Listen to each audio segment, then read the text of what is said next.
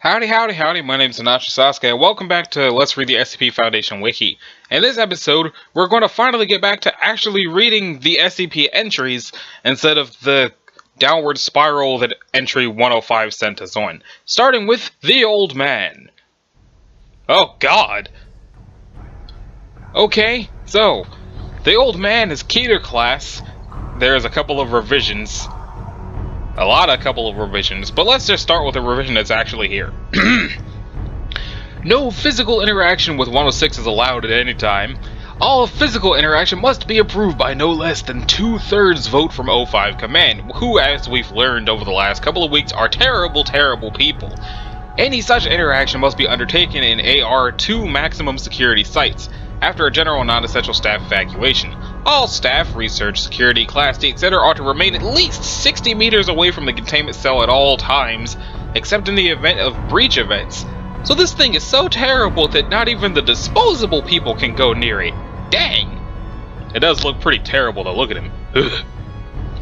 106 is to be contained in a sealed container comprised of lead-lined steel.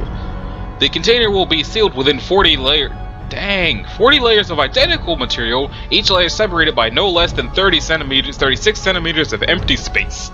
Support struts between layers are to be randomly spaced.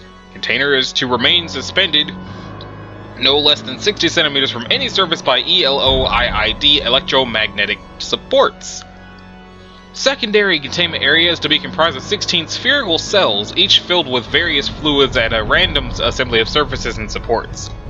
Secondary containment is to be fitted with light systems capable of flooding the entire assembly with no less than 80,000 lumens of light instantly, with no direct human involvement. Both containment areas are to remain under 24-hour surveillance. Any corrosion observed on any containment cell surfaces, staff members, or other site locations within 200 meters of 106 are to be reported to site security immediately. Any objects or personnel lost to 106 are to be deemed missing/KIA.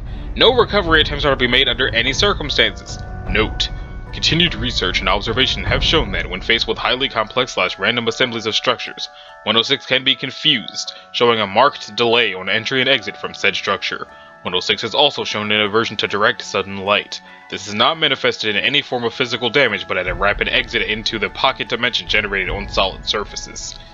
These observations, along with those of light aversion and liquid confusion, have reduced the general escape incidence by 43%. The primary cells have also been effective in recovery incidents requiring recall protocol blank blank blank. Observation is ongoing. Description! Okay, that's a second thing. SCP-106 appears to be an elderly humanoid with a general appearance of advanced decomposition. This appearance may vary, but the rotting quality is observed in all forms. 106 is not exceptionally agile and will remain motionless for days at a time waiting for prey. 106 is also capable of scaling any vertical surface and can remain suspended upside down indefinitely. When attacking, 106 will attempt to incapacitate prey by damaging major organs, muscle groups, or tendons, then pull disabled prey to its pocket dimension. 106 appears to prefer human prey items in the 10 to 25 years age bracket. 106 causes a corrosion effect in all solid matter it touches, engaging a physical breakdown of materials several seconds after contact. This is observed as rusting, rotting, and cracking of materials and the creation of a black mucus-like substance which is known as the young man, similar to the material coating 106. This effect is particularly detrimental to living tissues and is assumed to be a pre-digestion action.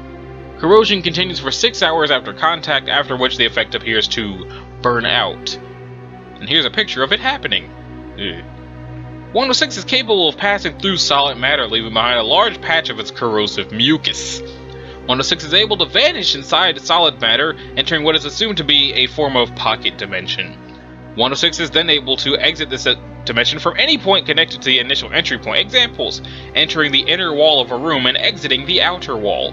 Entering a wall and exiting from the ceiling. It is unknown if this is the point of origin for 106 or a simple layer created by 106. Limited observation of this pocket dimension has shown it to be comprised mostly of halls and rooms with data expunged entry. This activity can continue for days, with some subjected individuals being released for the express purpose of hunting, recapture, data expunged. Treats? Until death. Due to the exceedingly difficult to contain nature of 106, SCP is to be reviewed every 3 months or during a post-breach incident. Physical restraints are impossible, and direct physical damage appears to have no effect on it. Current SCP as a blank revolves around basic observation and immediate response. Previous, more proactive special containment procedures have been recalled due to the events of breaches blank, blank, blank, blank, and blank. Notes on behavior.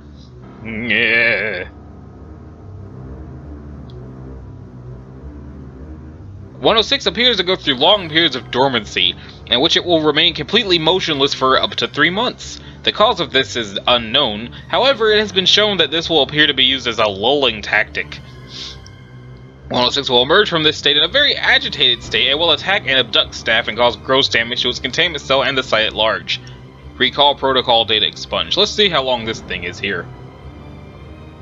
Okay, this one's a story, so let's ignore that. For now. Probably in general. Anyway, 106 appears to hunt and attack based on desire, not hunger. 106 will attack and collect multiple prey items during a hunting behavior event, keeping many alive in the pocket dimension for extended periods of time. So that one is probably also a story. Yep. Definitely also a story. The inner dimension accessed by 106 appears to be only accessible by 106. Recording and transmission devices have all been shown to still operate inside this dimension, though recordings and transmissions are very degraded. It appears that 106 will play with captured prey, and appears to have full control of time, space, and perception inside this dimension. 106 appears data expunged. Which is until death. Oh, it's another story. There are a lot of stories tied to SCP-106, and if anybody who watches these wants me to come back to these stories, I will, but right now I'm trying to make up for all the time lost on Resurrection A9. Recall protocol blank blank blank. In the event of a breach event by 106, a human within the 10 to 25 years age bracket will be prepared for recall, or prepped for recall, with a comprised containment cell being replaced and restored for use. Compromised. When the cell is ready, the lure subject will be injured, preferably by a breakage of a long bone, such as the femur, or the severing of a major tendon, such as the Achilles tendon. Lure subject will then be placed in the prepped cell, and the sound emitted by said subject will be transmitted over the site public address system. And another story. Subject 106 will typically begin to gravitate towards the lure subject within 10 to 15 minutes after hearing the subject. Should 106 not respond to the initial broadcast, additional physical trauma is to be administered to the lure subject at 20-minute intervals until 106 responds. That's messed up. Multiple lure subjects may be used in the case of major breach events. 106 will typically enter a dormant state after finishing with a lure subject. In addition, subjects may data expunged. Here's a picture. Agent blank after release by 106. Subject had been missing for 2 hours. Subject remained alive for 1 hour after release. Eee. Next up is the turtle shell. Looks safe enough, and it says it's safe. 107 poses no immediate threat so long as it does not come into contact with any liquid. Okay. As such, it is stored at Site 19 in a 5-meter square containment cell on a 1-meter high pedestal inside a clear perspex container? What's that mean?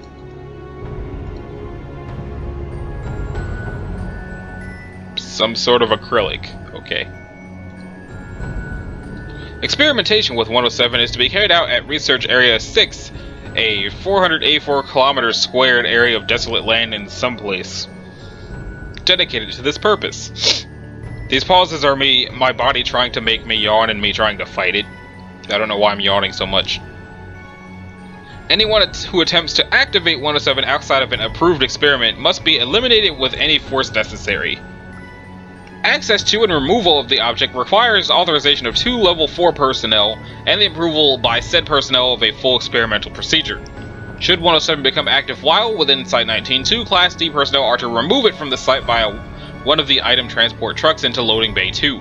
This procedure must be followed regardless of the substance that activated 107, given the unpredictable nature of the item's effect on plant matter. 107 should only be returned once precipitation has ceased completely and any abnormal plant growth has been neutralized or contained for further study.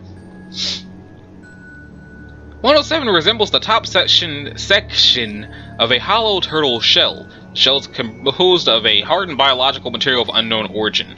Despite its appearance, whether this material is derived from the shell of a standard sea turtle, superfamily that, is as yet unknown. The item is completely inert until the inside of the turtle shell comes into contact with a liquid. When it does so, said liquid appears to be absorbed very quickly. Where the liquid drains to is unknown, given the lack of visible pores on the inside of the shell. Once active, the red edge of the shell glows dimly, and the substance placed into the shell begins to precipitate in the atmosphere and fall as rain in the area for at least 0.5 meters, but less than 10 kilometers from the object. This phenomenon is mobile. Moving 107 will move the area of the effect along with the exclusion zone. The duration and intensity appears proportional to the amount of liquid placed in the shell. 10 milliliters of water resulted in just under half an hour of light drizzle, whereas filling to around the 3/4 mark set off 2 days of torrential rain. Precipitation generated by 107 has varying effects on plant matter, although these effects are only seen in plants grown within the effect zone. Watering other plants with collected liquid causes no abnormal reaction. See Experiment Log Addendum 107-2. 107 was discovered by an archaeologist, Professor Somebody, in what is now Ethiopia, buried alongside what appeared to be a tribal shaman. Carbon dating performed on the shaman's bones gave an age of around 18,000 BCE. 107 proved resistant to all attempts to obtain a sample, and therefore no concrete origin date can be determined. The Foundation became involved after intercepting reports of a strange weather events at the dig, accompanied by an unusual plant growth. Addendum 107-2. Below was a log of all tests carried out with 107. Agents with ideas for sensible future testing protocols should contact me. Cross that out. Feel free to test reasonably safe liquids with 107 and log your findings here. Please note that you will be responsible for anything that results from the test. We need all the data we can get on this oddity. More tests with liquid-based SCPs may have research value, but most are simply too dangerous to carry out, at least with current containment procedures. Tests involving 107, 09, 447-2, and 874 have been proposed, but were rejected on the grounds that the results will have the potential to be dangerous and or highly unstable. Dr. Quentin someone. Let's see. Standard tap water. Light rain over the test site for 27 minutes. Tests on the water showed it had no unusual properties. For at least 2 weeks after the test, grass at the area was shown to grow at a much increased rate, and the resulting plants were a richer green in color than those unaffected by the rain. A sample of the rain was collected and used to water various other plants outside the test. Nothing happened. 55 milliliters of tap water. Torrential rainfall for 2 days. Similar result on the grass. Fruit-bearing plants grown in the soil at the test site grew very quickly and bore much larger fruit than control plants. Effect had diminished considerably after 3 months. Input: 4 centimeters block of wood. Nothing. 20 steel ball bearings. Nothing. Human urine. Urine rained on the test site for 27 minutes with moderate intensity. Grass at the site began to die, and the other plant species moved to the test site began to grow stunted passive pitcher insect traps, incapable of actually digesting insect matter. 20 milliliters of human urine. Urine rained for 3 hours and 42 minutes with slightly greater intensity. Non-grass plants grew larger, stronger pitcher traps capable of digesting small rodents. 10 milliliters of human blood extracted from Class D test subject. A substance proven afterwards to be human blood with the same genetic makeup as the donating subject fell on the test site for 27 minutes. Any non-grass plants planted in the resulting soil began to mutate and grow large, carnivorous organs similar to those of the Venus flytrap. When approached by D-Class personnel, the plants were seen to data expunged. These organisms began to grow back after 2 weeks. Further testing of bodily fluids considered unwise. I assume that says explodes. 10 milliliters of water with 5G steel ball bearings. Water was absorbed by 107 and the standard reaction was observed in plant matter. Ball bearings remained in the shell, evidently having no impact on the test. Liquid cyan blah blah blah. Adhesive. All liquid was absorbed and partially cured that fell on the test site for 18 minutes. It is likely that the reduced duration of the effect was due to the curing of the adhesive while inside 107. Plant matter grew sticky coating later identified as that derivative. coating was very effective at trapping insects and preventing them from damaging plants. 10 milliliters of fresh orange juice. Standard precipitation pattern. Fruit-bearing plants moved to the testing site began to grow an unknown citrus fruit irrespective of the plant species and despite the cold conditions. No ill effects observed from consumption of the fruit. Samples have been taken for further testing. Input: 2 milliliters of human saliva provided by a D-class subject. Substance later proven to be saliva fell on the test site for 8 minutes. Non-grass plants moved to the test grew small spherical sacs along stems or thin branches. When the plant was approached by the test subject, the sacs violently expelled a saliva-like liquid towards the subject. Subject reported no illness or injury. Augmented plants began to die within 3 days. 10 milliliters of 99.999% isotopically pure heavy water. Standard precipitation pattern. Mass spectrometry of samples revealed a that abundance of that, which is standard for natural water. 5 milliliters of elemental mercury. Sample began to be absorbed, but then was re-exuded. So apparently the turtle shell does not like mercury. Extra-dimensional nasal cavity. Extra-dimensional... This does not sound like a thing that's supposed to be safe.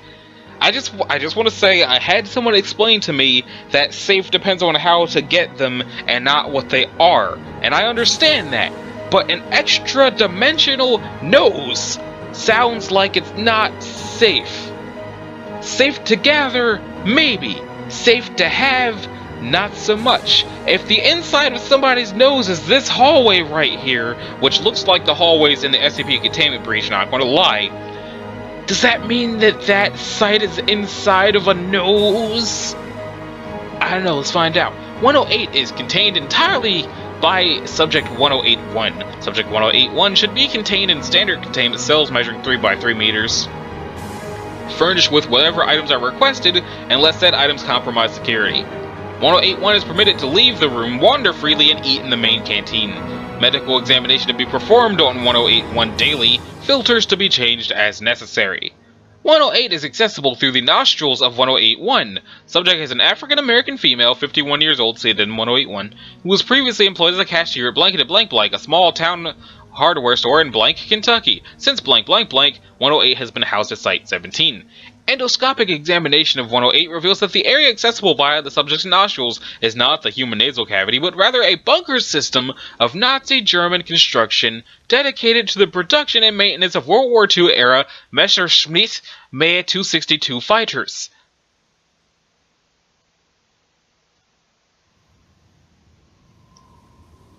Exploration via robotic endoscope reveals that the bunker system has internal dimensions of approximately 2 kilometers by 4 kilometers, with the long access parallel to the main entrance/exit portal. While the exploration is by no means complete, 108 is believed to contain hundreds of airframes under construction on its assembly line, as well as 3 completed aircraft. There's also a large quantity of human remains in the complex, particularly concentrated around the entry-exit portal, with the corpses of Nazi officials, military personnel, Hitler Youth, whatever that means, and civilians, possibly Ukrainian slave workers, in an advanced state of decay. I wonder if this person can smell these things. Evidence of a firefight near the entry/exit portal supports the hypothesis that the German military personnel were swarmed by the civilians and were killed in the ensuing struggle. Some corpses show signs of cannibalism. Robotic endoscopic exploration continues, and high-discharge LED lighting, assembled piecemeal using ship-in-a-bottle technique, has been deployed. Endoscopic examination of the interior of 108 reveals a large hangar door area, with a kind of double airlock with blast doors large enough to admit 2 fully assembled fighters.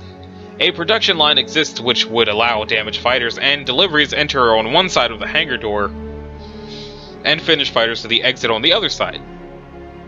Turning the endoscope head to 180 degrees reveal the open doorway as an area of total blackness with 2 nostril-shaped penetrations in it. One nostril-shaped penetration is connected to whatever nostril is admitting the endoscope, and the other is connected to the interior of a human nasal cavity. DNA testing reveals the nasal cavity belongs to the subject. The black area is impenetrable and absorbs all wavelengths of light that the endoscope can carry. The black area is elastic and yielding when probed. Apparently, the portal system is a unique 3-way arrangement. If the outside world is designated A, the interior of the ME6 262 factor is B, and the subject's nasal cavity is C. Then traffic is as follows. Anything, including gases and light, going from A end up in B. Okay. The items going from B end up in C. Items going from C end up in A. So, if things come from the outside world into A nostril, then they pop out of that factory. If things go from B nostril to... if things go up the B nostril, they end up in the nasal cavity. And if things go from coming out of the nasal cavity, end up in the bunker. Presumably in 1944, it was intended that C and A were to be the interior and exterior of a double hangar at Tempelhof, based on the architecture of the hangar doors.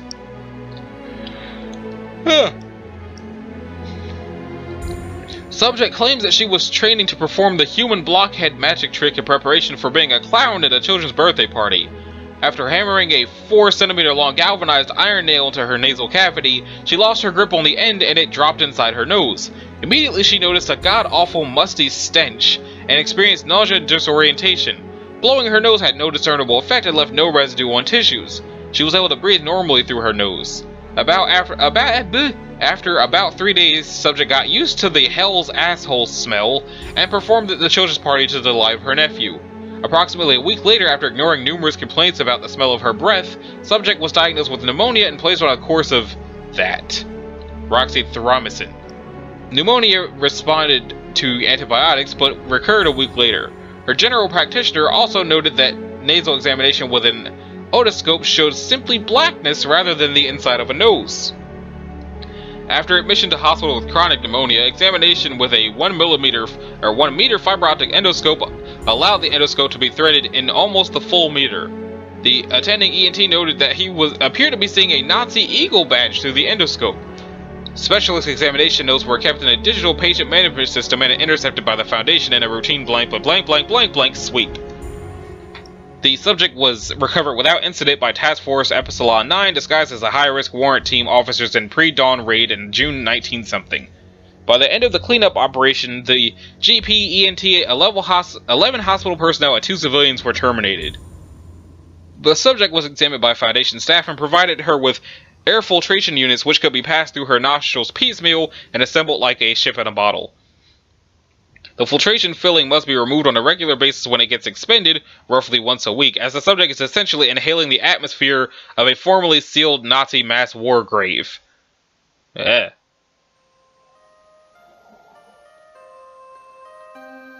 Although initially hostile towards the Foundation, the subject has responded well to enhanced psychological conditioning protocols and now accepts her situation. A plan has been proposed in line with the backing up of all critical Foundation data at Site-62 in SCP-108. Data could be written onto micro SD cards or similar compact non-volatile data or media and inserted into the subject's nostrils, provided some way to house the subject in a safe location is assured in the event of an XK class scenario. Research continues to find a way to move the entrance of the dimensional portal from the subject's nostrils to another location, and to discover the physical location of the bunker to determine if alternative access is possible. The original galvanized iron nail has yet to be found. Okay then, Infinite Canteen. That sounds safe? But it's not. Okay, so 109 is currently located in Non-Critical Storage Unit 7 and requires no active monitoring. It should not be removed from the unit except to be transported to a research facility, and then only by personnel with level 3 security clearance or higher.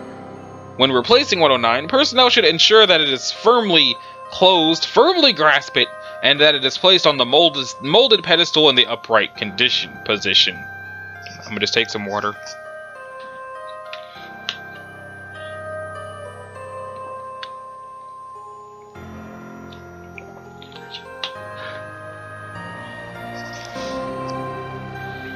.109 is a standard issue United States Army canteen circa 1899, made of a tin alloy and fitted with a heavy cotton cover and a black leather strap. When opened, the item is seen to be nearly full of water. A seemingly unlimited amount of water can be removed from the container without changing the water level or the item's mass, which remains a constant 3.16 kilograms. Probes of the interior of the container reported an estimated volume of 2.8 liters and a shape consistent with the outside. The water in 109 is of a slight blue-gray tint with concentrations of 20 ppm of tin and 170 ppm of other electrolytes. The water remains at a constant temperature of 19 degrees Celsius but can be heated or cooled when moved to another container. Addendum 1091. Upon the item's delivery to Site 19, it was given the object class of Safe. As tests were conducted on the item, uncertainty surrounding test results prompted General Blank Blank to upgrade the object class to Euclid. Addendum 1092. Recently, a request was filed and granted by Dr. Blank for permission to water an okra plant growing in his office with 109. Staff should be notified that Dr. Blank uses 109 for this purpose for a small time every Friday. Addendum 1093. It has come to my attention that new D-Class personnel are often dared to empty the bottle. Guards are reminded that they are to discourage such activity and inform them that 109 is bottomless. Chanting chug repeatedly is considered unprofessional. Additional information. Due to the range of tests conducted on 109, this section has been provided to present test results in a chronological order. Dates have been withheld for confidentiality. Test 1. Subject imbibed water from 109, reported that it was very refreshing and, despite the metal content, very tasty. Urine samples from the subject were normal. Follow-up test to Test 1 had subjects dehydrate themselves for 1 full day before imbibing water from 109. Test remains unfinished as subjects were unable to provide urine samples. Test 3. Subject bathed in water from 109. Subject reported increased energy and a much improved complexion following the bath. Streptococcus bacteria cultured in water from 109 thrived and multiplied quickly. Water from 109 administered to subjects suffering from streptococcal infection killed nearly all bacteria and produced a full recovery within 24 hours. Test 5. Blood substitute created using water from 109, given a transfusion to pedestrian hit by a drunk driver. Subject showed no malign symptoms from the transfusion and made a full recovery. Subject's physical therapy concluded 6 weeks early. Test 6. Water from 109 administered to various plant organisms, all of which remained very healthy and showed no signs of malign symptoms. One proposition for tests which has been discussed for some time has been one involving a combination of 109 and 402. Due to the risk of losing one or both items or creating a hazardous situation, this test has never been conducted. We'll find out what 402 is some other time. Unless we find out now! It is an irregularly shaped solid weighing 4 kilograms. Okay, so it's a rock. Any water that comes into contact with it develops antimemetic properties, effectively rendering it imperceptible by any direct means. Witnesses typically interpret this as 402 absorbing the water. 402A can be detected through its interaction with other materials, which occurs normally. For example, the dissolution of salt in 402A presents as the disappearance of the salt. Okay, so it sounds like pouring water onto 402 makes the water incapable of being perceived. So the test is whether or not pouring water from that into that will make either one of them disappear. Okay then. Next up is the Subterranean City. Let's see if that's going to be safe. It's Euclid. Okay. The entrance to 110 is to remain closed off at all times unless otherwise permitted by 05 blank. The land covering 110, roughly 6 square kilometers, is to be developed into a suburban area that will not attract the attention of the general public. Any movement that 110 might make is to be explained as minute seismic activity. Further complaints are to be ignored. 110 is an entire city that was found buried 0.5 kilometers underneath a large farm in Data Expunged, New York. Survey Teams 2 and 3 concluded that the amount of surface area that the city is buried under covers approximately 6 square kilometers. Numerous items of high interest have been discovered within 110 and will henceforth be labeled as 110 blank blank. Known history of 110. A large earthquake occurs in rural New York far from any city centers. The only casualties were a man and his dog, so no significant media attention was given to the event. Minor earthquakes continue to occur in 110's general area. The U.S. federal government dispatches a team of geologists to the site to determine the cause. Results come back inconclusive. SCP Excavation Team 3 is ordered to investigate the site. Upon arrival, the team is greeted by SCP-1101, who is then detained and moved to Blank for further questioning. Information gained from 110-1 and SCP-blank revealed that there has been a large temporal disturbance in the area of 110 that has been causing earthquakes due to the displacement of soil and rock. Another SCP excavation team is sent to the site. After many months of work, SCP excavation teams 4 and 5 are only able to reveal the strong impenetrable concrete-like shell of 110. Investigation is halted until further information becomes available. Due to the recent decoding and decryption of the files contained on SCP-blank, schematics of 110 have become available. Excavation teams 4 and 5 are sent back on site to locate the primary entrance of 110. The entrance to 110 has been discovered, and the excavation teams are immediately met with what can only be described as a foul odor. 110 had been an active Class 4 city, but due to a temporal incident, its core services were heavily damaged and the entire city was displaced. Work begins to cover up the existence of 110, its excavation, and the thousands of dead civilians inside. Layout of 110. The general layout of 110 is essentially a series of concentric rings connected by tram, train, and other transportation lines. Surveyors have determined that 110 has numerous sections and levels to it, all with specific functions, which shall be described in greater detail here. Okay. Core services. The numerous maps found posted in what were high-traffic areas of 110 labeled a central column of assorted utilities as core services. Upon exploration, which was limited due to heavy security restrictions, Exploration Team 1 discovered a myriad of technologies that kept the underground city self-sufficient. Among these technologies were a series of matter reconstitution chambers, a combination reactor that provided energy from both nuclear fusion and geothermal sources, an elaborate water recycling system, and a large waste reconstitution area. The core is surrounded by numerous elevators and energy stairwells. Numerous areas of the core have been assigned to certain personnel for research. Atrium Colossi. This large, open, domed area surrounds the core and apparently once held vegetation. The dome itself was a massive display, its composition undetermined, which was used solely to depict a sky as an indication of time and day. Numerous tram lines span at least 3 stories of the atrium, all leading to and from the core. Personnel have described them as looking like spokes in a wheel. Upon discovery, the death toll per area was highest in this area, suggesting it was a high-traffic part of the city. Commercial ring. There are a lot of things in this SCP. SCP-110 has been confirmed to be of human origin, and all materials used in its construction are terrestrial. The architectural styles of 110 seem to vary depending on location. The main styles are listed below. Utilitarian, Greco-Roman Revival, Postmodern, Art Deco, Expressionist, Utilitarian. 2 damage to determine. Wait, SCP Research Ring. Let's see. The city apparently had its outermost ring devoted to research of safe and Euclid-class SCPs, although no documentation within the city is able to confirm this ring's existence. This suggests that SCP-110 was not only originally designed by the private sector, and rather was used as a cover for SCPs currently unknown. This ring is highly dangerous as it has suffered the most damage out of all sectors of 110, thus potentially freeing some of the more dangerous SCPs. Only 2 members of SCP Exploration Team 3 have survived exploring the ring. Their accounts are contained within the document 110-F. Okay, so the different architectural styles of 110 create a problem when attempting to ascertain the general era in which it was built. The earliest documents found claim the city was built in Data Expunged by the Data Expunge Group. Document 01A. The last note. To those who find this document, my name is Stephen Kolsnick. Rather, my name was Stephen Kolsnick. I'll be dead by the time you read this.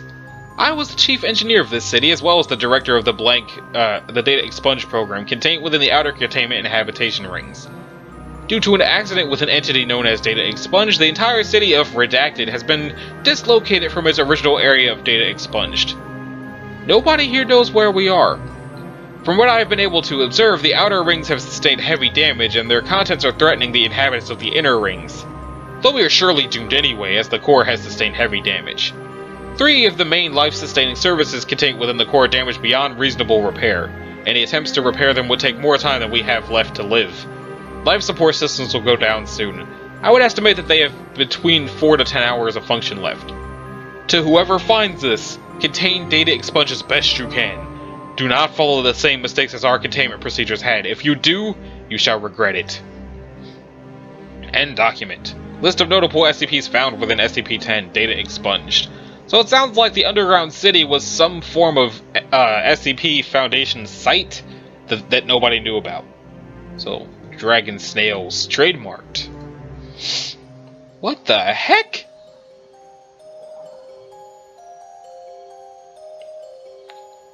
All specimens of 111 in captivity are housed at Site 19 Blank Wing in a 5x5x5 meter plexiglass enclosure containing a temperate forest habitat transplanted from its natural surroundings. Habitat temperature will be maintained at 30 degrees Celsius. Feeding is to take place weekly by personnel placing 3 kilograms of iceberg lettuce into the containment chamber. Water is to be supplied by an automatic misting system which regulates humidity levels at 50% both for water required by 111 and to prevent fires. In the event of 111 specimens breeding, personnel are to collect all eggs and transport them to the Biological Studies Wing for freezing. Description: 111 is an apparently artificial species of invertebrate vaguely resembling snails. Adult specimens of 111 are approximately 20 centimeters in length, 12 centimeters in width, and 15 centimeters in height, although exact size differs slightly between specimens. 111 specimens differ from ordinary snails in that they have a warm-blooded metabolism, complex eyes, small horns consisting of cartilage-rich tentacles, apparently increased intelligence. Personnel are requested to read test log blank for examples, and a complex vertebrate-type jaw structure. As well, specimens lay eggs possessing hardened shells. Most abnormally, 111 specimens possess small hollow sacs below their lower jaws containing methane from digesting byproducts. A series of data expunged along the inside of the trachea serves as a lighter, igniting stored methane as the specimen exhales, blowing a small jet of flame from its mouth. Said fire breathing generally occurs in the event of stress or anger, although it is not apparently used deliberately for its destruction, but rather as a warning. This is presumably due to the limited size of methane sacs, which limits 111 specimens in the amount of fire they can exhale at a time, requiring both time and starch-rich foods to refuel. 111's behavior is inconsistent with that of ordinary snail species, including whistling and hooting vocalizations easily audible to humans, high intellect seen in such tests as data expunged, and parents caring for their young. Hatchlings have been observed imprinting on their parents, other members of their own species, or researchers. This is presumed to be a deliberate trait based on document 111A, as it means that hatchlings imprint upon owners. History: on blank blank blank, a patch containing 12 SCP-111 eggs and document 111A was mailed to Data Expunge, a Foundation front organization. Mobile Task Force Alpha 4 have proven unable to locate the sender of said package. New from Dr. Wondertainment, Dragon Snails trademark. The perfect pets for the fantasy-loving child. Care and hatching instructions. Having read this document, take the eggs out of the box. Be careful. Dragon snails trademarked. Eggs are fragile. Put the eggs in a warm, safe place and wait 7 to 10 days. Hold your newly hatched dragon snails so they get a look at trademarked, so they get a good look at you and think you're their mommy. Enjoy your new pet dragon snails trademarked. To feed your dragon snails trademark. Give your new little friend some raw veggies, lettuce, Brussels sprouts, beans, any sort of salad stuff you don't want. Remember to give them water, a small glass each once a day. For your enjoyment, dragon snails trademark come in 6 types. Breed them for unique pets. Types: slime bellies. All rights reserved. Adorable and oozy little fellows with awesome fire engine red colored skin, little black horns and belly, and a speckled tan shell. Beautiful robin's egg blue eggs. Ooze drakes, all rights reserved. Inquisitive little creatures with neat banana-colored skin, curly horns, and striped shells. Pale tan eggs like a chicken. Goo wyverns, all rights reserved. Dark blue-gray skin, flattened shells, and a bumpy horned head make goo wyverns look like tiny sea monsters. Eggs are a fantastic glassy green color. Blob worms, all rights reserved. Green and gold stripes, pointy shells, and a single horn, not to mention fuzzy tails, make blobworms, all right reserved, wonderful pets. Eggs are tan with a silver tint. Glow drakes, new from Dr. Wondertainment. These little fellows may look like blue-black slime bellies until they light up. That's right, glow drakes glow in the dark. Eggs are a golden color with little red dots. Gunk wyverns.